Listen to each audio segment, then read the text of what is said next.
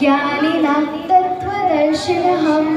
इसका अर्थ है ज्ञान पाने के लिए झुकना पड़ता है, प्रश्न करने पड़ते हैं और अपना अहंकार छोड़ना पड़ता है, तभी सच्चा ज्ञान प्राप्त होता है।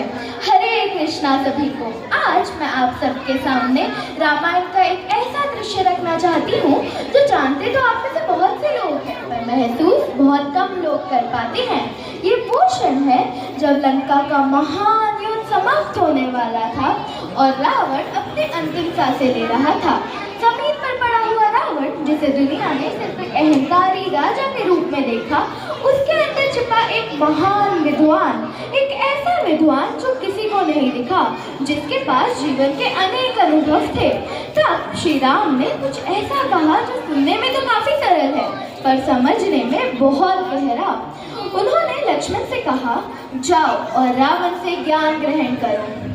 लक्ष्मण गए, पर उनके कदमों में विनम्रता नहीं थी, उनके मान में एक अभिमान था।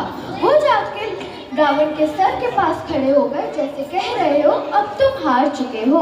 और रावण ने एक शब्द भी नहीं कहा। लक्ष्मण वापस आए, तब श्री राम ने बड़े शांत स्वर से कहा, लक्ष्मण, ज्ञान पाने के लिए सिर के पास नहीं, चरणों के पास खड़ा होना पड़ता है। अपना मान, अभिमान, अहंकार छोड़ना पड़ता है और गुरु को भगवान के रूप में देखना पड़ता है, भले ही वो तुम्हारा शत्रु क्यों ना हो।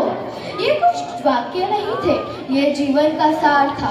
लक्ष्मण वापस गए। इस बार उनके कदमों में विनम्रता थी, इस बार उनके मन में कुछ जानने की आस थी। और फिर रावण ने उनको जीवन के कुछ ऐसे सत्य बताए जो किताबों में मिल पाना बहुत मुश्किल है। तो हमको इस कथा से क्या सीख मिलती है?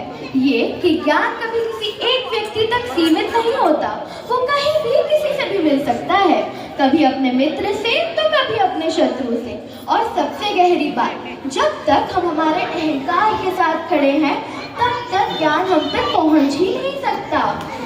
भगवान श्री राम ने हमें ये नहीं सिखाया कि ज्ञान पाने के लिए बड़ा होना जरूरी है, उन्होंने हमें ये सिखाया है कि ज्ञान पाने के लिए झुकना जरूरी है।